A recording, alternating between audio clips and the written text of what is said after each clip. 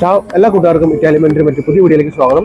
അപ്പോൾ നമ്മൾ ബസിലിക്ക, അതായത് നമ്മുടെ വത്തിക്കാൻ ബസിലിക്കയിൽ നിന്ന് ഇറങ്ങി, മാർപ്പാപ്പ കണ്ടീഷൻ വത്തിക്കാൻ ബസിലിക്കയിൽ നിന്ന് ഇറങ്ങി നമ്മൾ അവിടെ നിന്ന് ഇറങ്ങിയിട്ട് നേരെ നമ്മൾ 40 ബസ് എടുത്ത് നമ്മളിവിടെ വന്നു, ടെർമിനൽ വന്നു. അപ്പോൾ ടെർമിനലിൽ നിന്ന് നമ്മളിനി മേജർ ബസിലിക്കയായ നമ്മുടെ സാന്താ മരിയ മജ്ജോറെ പള്ളിയിലേക്ക് പോകുന്നത്.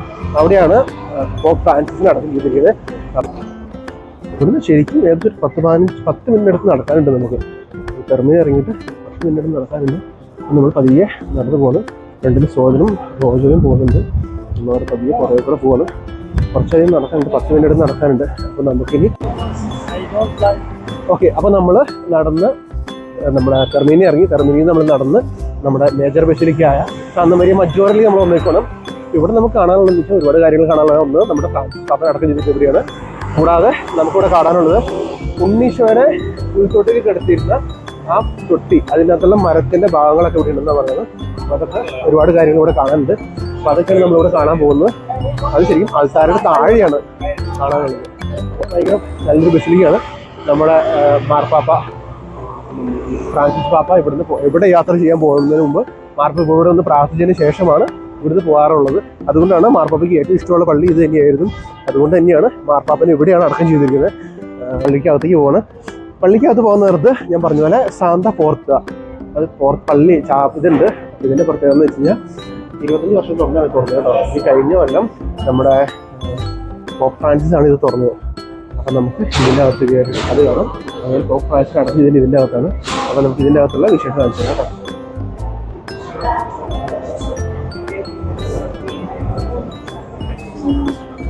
നല്ല തിരക്കാണ്. മാർപ്പാപ്പാൻ്റെ അടക്കം ചെയ്തിട്ട് കാണാനുള്ള തിരക്കുകളാണ് ഇവിടെ. നമുക്കിനി ഇവിടെ അകത്തേക്ക് കയറാം. ഇതിൻ്റെ മുകളിൽ ചിത്രപ്പണികളൊക്കെ ഉണ്ടാവും. നല്ല രസമുണ്ട്. ശരിക്കും സ്വർണ്ണ കളറിലാണ് ഇതെല്ലാം ചെയ്തിരിക്കുന്നത്. മുകളിലേക്ക് കാണിച്ച് മുകളിൽ കണ്ടോ ചെയ്തിരിക്കുന്നത് സ്വർണ്ണ കളറാണ് കേട്ടോ. അപ്പോൾ നമുക്കത് നന്നായിട്ട് കാണാൻ പറ്റും. സ്വർണ്ണ കളറിൽ ചെയ്തിരിക്കുന്നത് ലക്ഷ്മി സ്വർണം പോലെയാണ് തോന്നിക്കുന്നത്. അപ്പോൾ നമുക്ക് ടൈപ്പിക്കുക.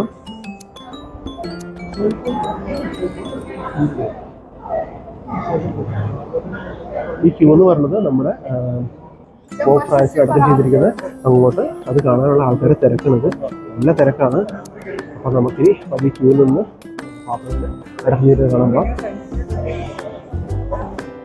ഇതിൽ നമ്മൾ മാർപ്പാപ്പനെ അടക്കം ചെയ്ത് കാണുമ്പോൾ പോപ്പ് ഫ്രാൻസിസിനെ ഇവിടെ അടക്കം ചെയ്തത്. ബാക്കി എല്ലാ മാർപ്പാപ്പമാരും അടക്കം ചെയ്യുന്നത് ആ പള്ളിയിലാണ്. അതിൻ്റെ അടിയിൽ പോപ്പ് ഫ്രാൻസിന് മാത്രം അടക്കം ചെയ്യുന്നത് ഇവിടെയാണ്.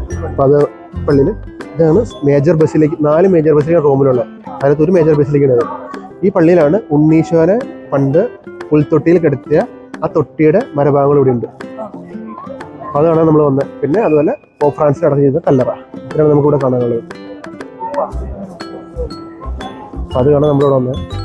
ബാക്കി എല്ലാ മാർപ്പാപ്പമാരെയും ജോൺ പോൾ സെക്കൻഡും പിന്നെ ബെനഡിക്ട് 16 എല്ലാവരും അടക്കം ചെയ്യുന്നത് അവിടെയാണ്, വത്തിക്കാനിലാണ്. ഇവിടെ മാത്രമാണ് പോപ്പ് ഫ്രാൻസിസിന് അടക്കം ചെയ്യുന്നത്. ബാക്കി എല്ലാവരും അവിടെ അടക്കം.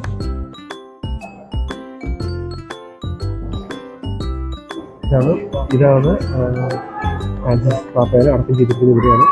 അപ്പോൾ ഇതാണ് ഫ്രാൻസിസ് പാപ്പ അടക്കം ചെയ്തിരിക്കുന്നത്. നമുക്കൊരു സ്റ്റെപ്പ് ചെയ്യാൻ പറ്റത്തില്ല അവിടെ. ഭയങ്കര എക്സ്പീരിയൻസ് ആണ്. നമുക്കൊന്ന് വരെ കണ്ടിട്ട് വരാം.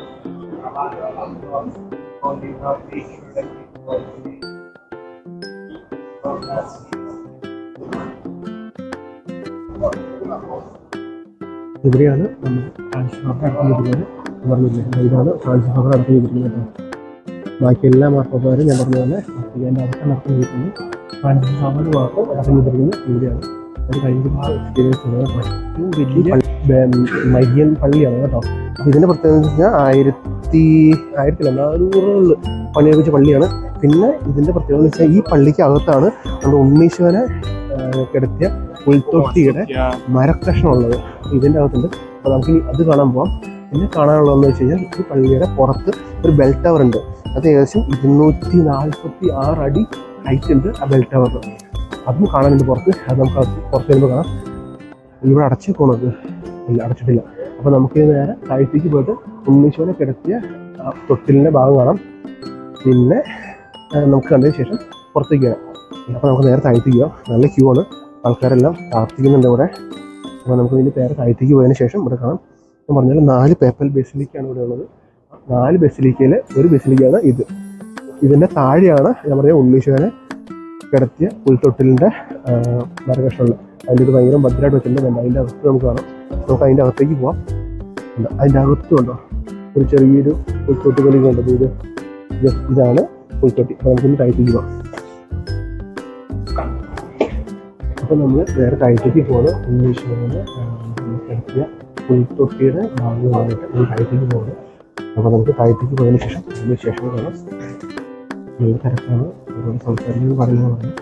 സംസാരിക്കാണ്ട് അടുത്ത് പോയിട്ട് നമുക്ക് ഉണ്ണീശോ പുൽത്തൊട്ടിനെ കണ്ടിട്ട് വരാം.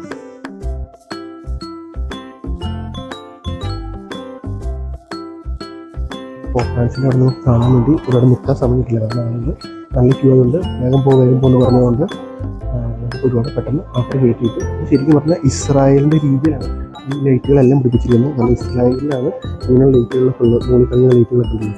ലൈറ്റുകളൊക്കെ ഉള്ളത് ഇസ്രായേലിലാണ് ഇങ്ങനെയൊക്കെ ഉള്ളത്. നമുക്കിനി അകത്ത് ചെയ്യണം.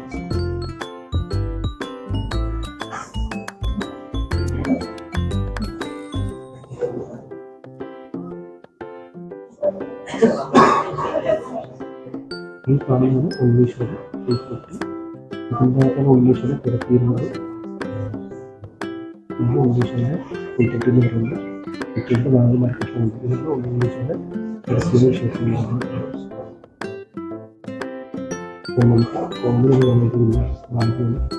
ഇതിൻ്റെ ഭാഗങ്ങൾ കാര്യങ്ങൾ കാണാനായിട്ട് നമുക്ക് പോകുന്നത് ജെറുസലേമിലാണ് കാണുന്നത്. ഇതിൻ്റെ ഭാഗങ്ങൾ റോമിൽ 16ാം സെഞ്ചുറിയിൽ അത് കൊണ്ടുവന്നതാണ്. ഒരു രാജ്ഞിക്ക് ആഗ്രഹപ്രകാരം ഇത് കൊണ്ടുവന്നതാണ്. എല്ലാം നോക്കി പുറത്തേക്ക്. അപ്പം നമ്മൾ ഈ പള്ളി മേജർ ബസിലിക്ക കണ്ടിറങ്ങി. ഇതിൻ്റെ മുകളിലേക്ക് വന്നു. മുകളിൽ ശരിക്കും സ്വർണ്ണം കൊണ്ടുള്ള എന്താ പറയുക കളറാണ് ചെയ്തിരിക്കുന്നത്. ഭയങ്കര രസമാണ് ഇതൊക്കെ ചെയ്തിരിക്കുന്നത്. ഇതെല്ലാം കണ്ട ശേഷം നമ്മൾ പുറത്തേക്ക് പോകാൻ നമ്മുടെ ഉണ്ണീശോനെ കിടത്തിയ പുൽത്തൊട്ടിലിൻ്റെ ഭാഗം കണ്ടു. എല്ലാം കണ്ടു നമ്മൾ നേരെ പുറത്തേക്ക് പോകുന്നു. ഇനി നമ്മൾ പോകാൻ പോകുന്നത് നമ്മുടെ പോകണമെത്തി നമുക്ക് സ്കാലപ്പള്ളി വയ്ക്കാം. സ്കാലപ്പള്ളി ഇറങ്ങും. സ്കാലപ്പള്ളിയുടെ വിശേഷം നമുക്ക് ആവശ്യം വരെ പറഞ്ഞുതരാം. അപ്പം നമുക്ക് അടുത്ത വീഡിയോ കാണാം. Take care. ബൈ.